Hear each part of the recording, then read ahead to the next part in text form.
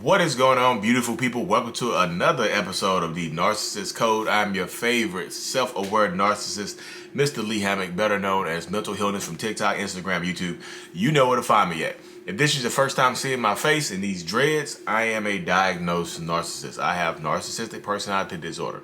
I've been in psychotherapy for the last almost 4 years. It'll be 4 years in October. I'm in psychotherapy. I am not a psychopath. The point of my entire platform is to bring awareness to narcissistic personality disorder and also, in the process, validate the victims and survivors of this disorder as well. Today's episode is going to be about a narcissist never admitting guilt or fault. And that's one of the main comments that I get. They're like, narcissists will, hey, you can't be a narcissist because narcissists will never admit to being wrong. Narcissists will never hold themselves accountable or admit fault. And my answer to that question is, why would they need to? Because a lot of times you get into these narcissistic relationships and you talk to people, I talk to people over Zoom doing my one-on-ones and things like that. And they get deeper into these narcissistic relationships and deeper into the emotional and sometimes physical abuse because they are too forgiving. So why? Again, y'all, I'm talking from the narcissistic perspective. Why would I, as a narcissist, need to admit to anything if you're going to forgive me anyway? Point blank, period. If you're going to forgive me anyway, and you're always going to be giving me or the narcissist in your life the benefit of the doubt, why on earth would they need to confess to you anything? Hey, are you going to leave me if I don't confess? No, I just want to work through this. Okay, I'm not confessing. You see that right there? Why? You're not going to hold me accountable. You just want me to admit to being wrong. But I'm not even going to give you that because you're not going to leave. If we know you're not going to leave, you're not going to ghost us, you're not going to go away. I know you're going to say, hey, Lee, the trauma bond. I know. I'm just telling you from the narcissist perspective. A lot of narcissists don't understand that the trauma bond exists. But if you're not going to leave or hold us accountable, then what's the point of us even admitting to you anything? And I know this sounds rough, but like, why? Why would I need to admit to you anything that I've done wrong? Did you know you have the evidence? Like, let's say you caught me cheating. I'm not cheating, but let's say you caught me cheating. You presented all this evidence, and your intent is not even to leave me. You don't want to leave me. You made it clear, like, I just want to work through this. I just need you to admit it. So you just want to work through it? Yes. Okay, cool. I didn't do it, but I got you on camera. These screenshots. This is you right here. Now, your eye, you may get your eyes checked. Why do I need to admit it if you're going to forgive me? That's why I keep telling people, stop being so forgiving to people who don't deserve it. Why are you so forgiving? Hey, Lee, normal people forgive. Yeah, normal people forgive, but dumb people over forgive. Like, stop over forgiving these people and getting treated worse. Because if you forgive me without a confession, if you forgive me without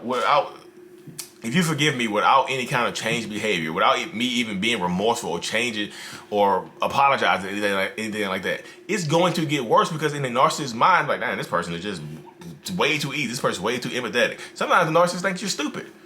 They think you're stupid. Like, well, this person's stupid for staying with me, so I'm just going to continue to get worse because I got away with this. What else can I get away with?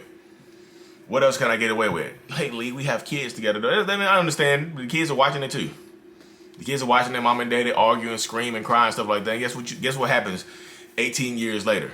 You got a narcissistic son that doesn't talk to you. And I think my son's a narcissist. Guess why? Because he watched mom and daddy grow up arguing all the time. Mama caught daddy cheating constantly and they just yell and scream, but mama never left because she wanted to keep the family together. Daddy caught mama cheating 19 times, but he never left because he wanted to keep the family together. And we were emotionally damaged. We've been emotionally neglected. Stop giving. So another thing is, like I said, the benefit of the doubt. Y'all, oh my God, that right there. If I hear that term again in the one-on-one, I'm gonna scream. I'm gonna just scream to the top of the roof. Like, I don't know. I just kept giving them the benefit of the doubt. Please, what have they done to deserve the benefit of the doubt? You caught them red-handed cheating, but you're going to give them the benefit of the doubt that they're going to change and be remorseful without an apology or any kind of changed behavior. We broke up for 3 months, and they said that when they got help, and I believed them. I gave them the benefit of the doubt that they did. You didn't get any kind of receipts or anything that no kind of invoice from therapy, no nothing. Just they said it. You caught them lying before they're a pathological liar. But you think 3 months, 4 months, 6 months, a year. You think there's enough time for them to stop lying? No. They've been lying for 30 years, 40 years, 50 years, sometimes 60 years. They gonna stop lying now over a year span for what? Hey, I changed. I want to get help. No, they didn't. They just told you that. You just believed them. I gave them the benefit of the doubt. The benefit of the doubt will get you. You might as well just. I don't know. It's just like it's kind of like being willfully dense sometimes. It's just like I knew my intuition was, went off, but the sex was really good. I hear that. Oh, if I hear that again, the sex was just amazing. Oh my God. I'm like, oh my dear Lord. Y'all be just ready to give your lives up for some sex. Give up your dignity and boundaries and everything for some sex. Like, dear Lord, I'm just like, oh my goodness. Hey Lee, maybe you haven't had sex like that before, but great sex will get you hooked. Great sex, I done had some great sex before. That didn't get me hooked to make me run around looking foolish, drop my boundaries and just believe in anything willy-nilly off the cuff. You know what I mean? Sometimes the narcissists get to the point where they respect you so little that they don't even try hard to lie to you anymore.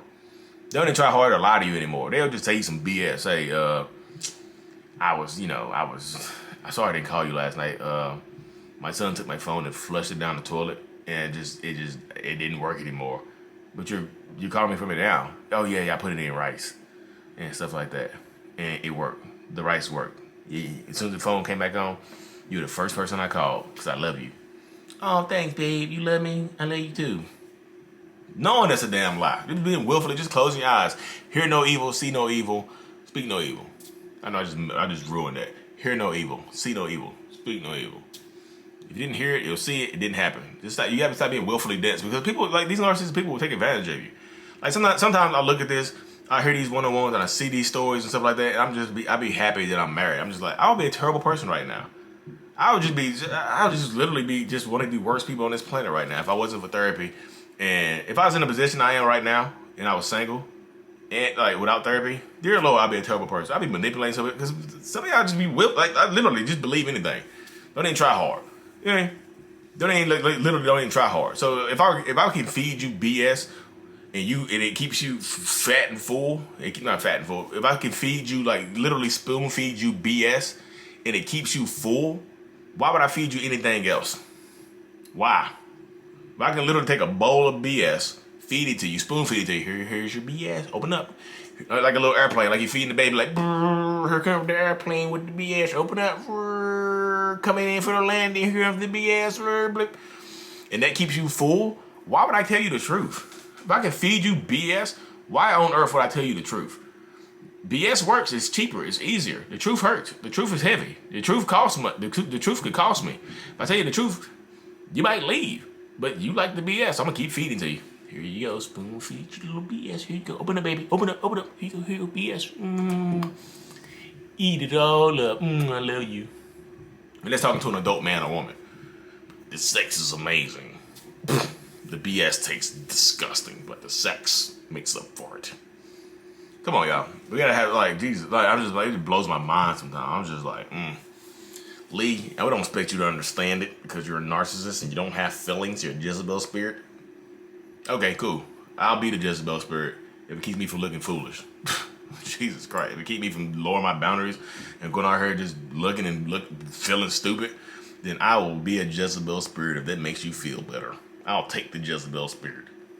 I'm just kidding, Lord. Do not give me the Jezebel spirit, please. I love you. Thank you, Lord. Please. I was just joking, Lord. Please, Lord, you know, I was just joking. The Lord knows I was just joking. But y'all gotta stop, man. You literally, I got off the top. You know, I went into another rant, y'all. I don't went into dang on another rant. What was it even the topic of it? I didn't write the topic down.